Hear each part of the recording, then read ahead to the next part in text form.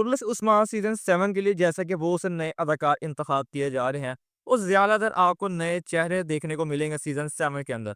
और उसमें ख़ास तौर पर जो मेन कास्ट है इसके अंदर वो आपको सारे नए चेहरे ही देखने को मिल रहे हैं। जैसा कि उरहान में का किरदार अदा जो करेगा अदाकार वो भी नया शामिल किया गया है। उस्मान में का किरदार के लिए भी नए अदाकार का इंतखाब कर लिया गया है।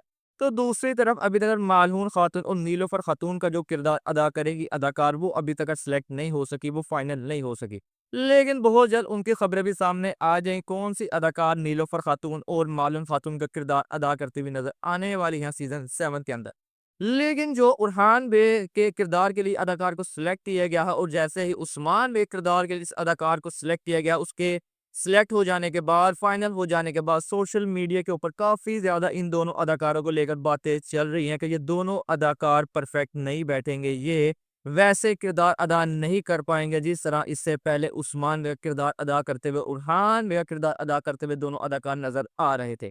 ज़्यादा बात उस्मान बे के हवाले से की जा रही है, जैसा कि उस्मान बे को 6 साल से लोग जंगों के अंदर लड़ता हुआ देखते हुए आ रहे हैं। उनकी तलवारबाज़ी काफ़ी ज़्यादा शानदार थी और घुड़सवारी के सीन भी काफ़ी ज़्यादा मज़ेदार होते थे।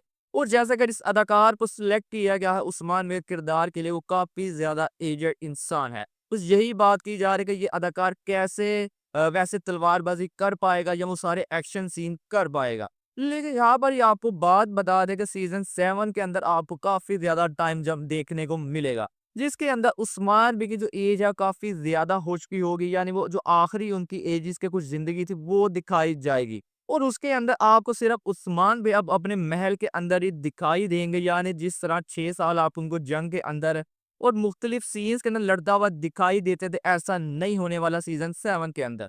और एक और बात, ये अदाकार जिसको सेलेक्ट किया गया है उस्मान बे के किरदार के लिए, यही अदाकार 1988 के अंदर एक तुर्किश के अंदर सीरीज़ बनाई गई थी उस्मान बे के ऊपर ही। उसके अंदर भी इसी अदाकार ने उस्मान बे का किरदार अदा किया था। और जैसा कि ये अदाकार अब आपको वैसे लड़ता हुआ दिखाई नहीं देगा जिस तरह उस्मान भी लड़ते हुए दिखाई देते थे, तो ये अदाकार बिल्कुल परफेक्ट बैठेंगे इस किरदार के लिए। तो दूसरी तरफ मर्द याज़ी ओगलू के बारे में बातें की जा रही है कि ये उरहान के किरदार के लिए परफेक्ट नहीं है, ये उसको मैच नहीं कर सकता जिस तरह पहले एमरे बे ने उस किरदार को निभाया था। जैसा कि ये एक बहुत ही बड़ा चैलेंज था बुज़दार के सामने भी, कि एक तो सीज़न 6 काफ़ी ज़्यादा इसका तनकीद की ज़द में गया, उसकी रेटिंग काफ़ी ज़्यादा लो आई। तो दूसरी तरफ सीज़न 7 के स्टार्ट होने से पहले इसकी जो मेन कास्ट थी इस सीरीज़ को छोड़कर चली गई। तो मोहम्मद बुज़दार ने बहुत सोच समझ कर इन अदाकारों का इंतखाब किया है। और साथ ही साथ मोहम्मद बुज़दार के अंदर ये ख़ासियत पाई जाती है, वो अदाकारों को उनके किरदारों के अंदर डालना अच्छी तरह से जानता है। ये चीज़ हम बहुत देर से देखते हुए आ रहे हैं, जिस भी अदाकार का उसने इंतखाब किया जिस किरदार के लिए, वो उसके अंदर काफ़ी ज़्यादा परफेक्ट नज़र आता है जब उसको स्क्रीन के ऊपर हम लोग देखते हैं। और यही चीज़ सीज़न 7 के अंदर भी देखने को मिलेगी। जैसा कि जो लोग अभी बात कर रहे हैं कि ये अदाकार बिल्कुल परफेक्ट नहीं बैठेंगे, जब इसका सीज़न का आगाज़ होगा, इसके ट्रेलर आना शुरू हो जाएँगे, इसका एपिसोड आना शुरू हो जाएँगे, यही लोग फिर ये बात करते हुए नज़र आएँगे, यही 2 इंसान काफ़ी ज़्यादा परफेक्ट नज़र आए हैं, काफ़ी ज़्यादा परफेक्ट बैठे हैं इस अदाकारों के लिए। यानी यही अदाकार होने चाहिए थे इन किरदारों को अदा करते हुए।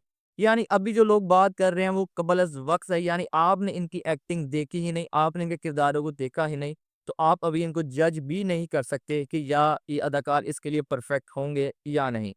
आज की वीडियो में बस यही था, मिलते हैं आपसे नेक्स्ट वीडियो में।